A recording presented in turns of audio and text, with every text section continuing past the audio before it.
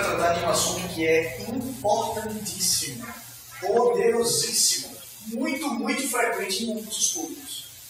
Qual seja, controle de constitucionalidade. Estou hoje inaugurando uma série de vídeos sobre pontos, sobre tópicos de controle de constitucionalidade.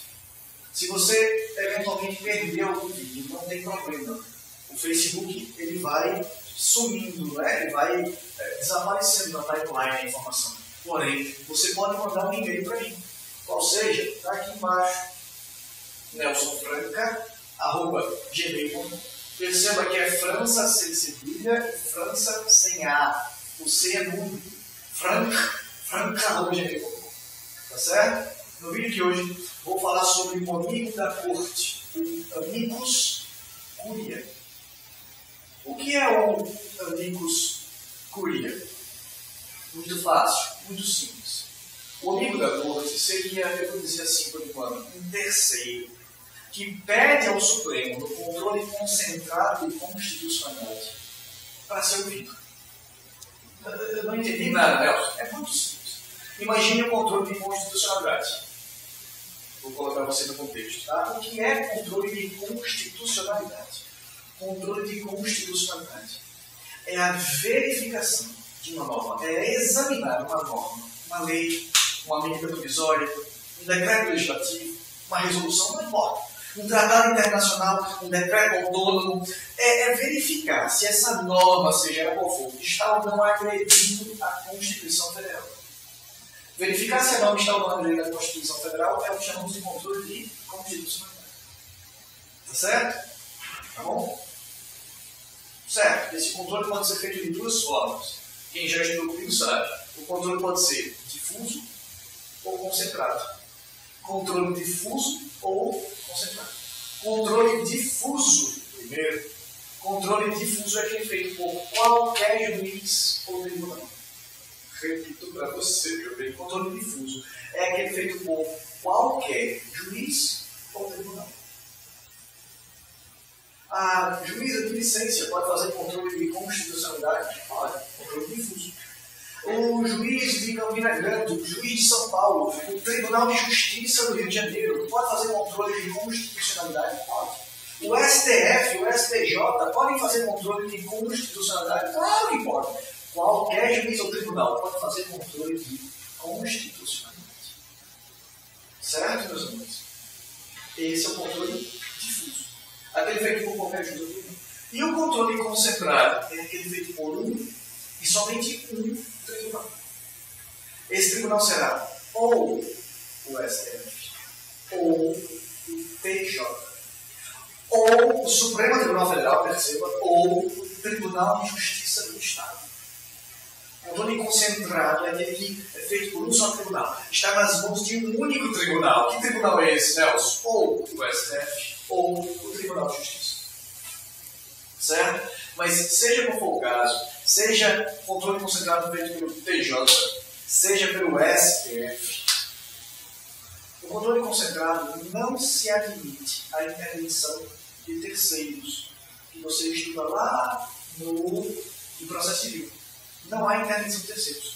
O rol é fechado, é taxativo. As autoridades que podem propor uma ação no controle concentrado são limitadas ao artigo 103 da Constituição.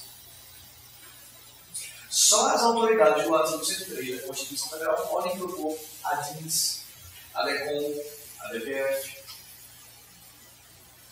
Note, então, que não se admite participação de terceiros.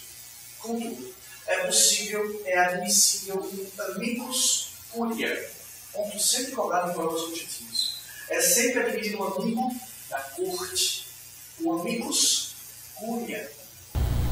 Bom, o que é o amicus curiae, Nelson? O amigo da corte, Nelson? O Supremo, para que não fique com uma visão equina.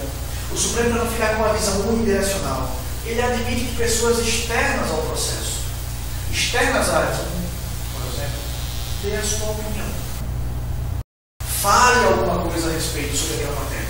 Em sala de aula, lá no ATF, por exemplo, eu sempre uso o exemplo do meio ambiente. Imaginemos que que há uma ação direta de inconstitucionalidade. Ação direta de inconstitucionalidade. Veja, controle concentrado. Lá no Supremo. Aí um advogado representando uma ONG que trabalha com o meio ambiente há mais de 10 anos pede naquela ADIM sobre meio ambiente, pede para ser ouvido. O Supremo não pode, sabendo que o advogado não é parte, sabendo que o advogado não é sequer terceiro interveniente. Ele pode ouvir o advogado dessa ONG? Ele pode abrir espaço para ouvi-lo? Pode. E esse advogado, o advogado dessa representação ONG, é o que chamamos de amigo da corte. É o camarada que vai dar um pitaco, eu vou dizer assim. É o sujeito que vai dizer, vai trazer informações que eventualmente são relevantes para o Supremo. O amicus curiae, senhoras e senhores, o amigo da corte, meus amores, ele pode ser admitido no processo de controle concentrado de constitucionalidade em qualquer fase do processo,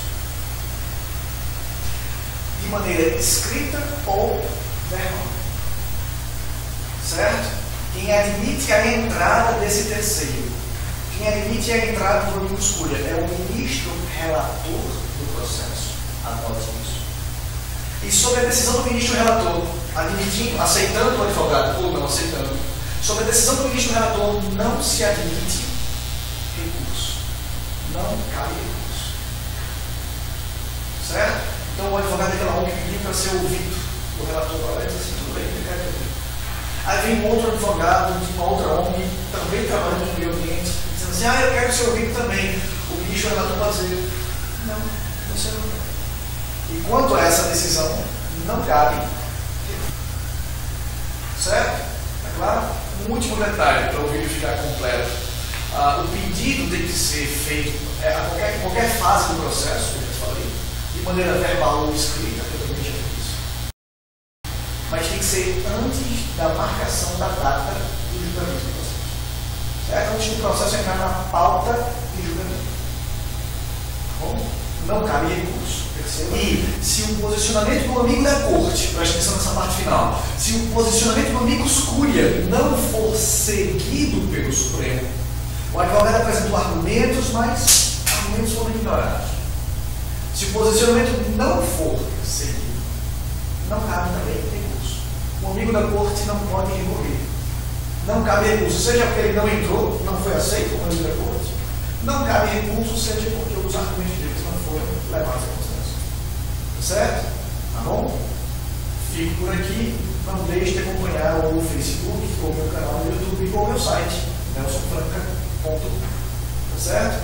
Um beijo no coração de todos. E se você gostou efetivamente do vídeo, rola essa página para baixo e deixe seu comentário, sugestões, críticas, por que não, construtivas.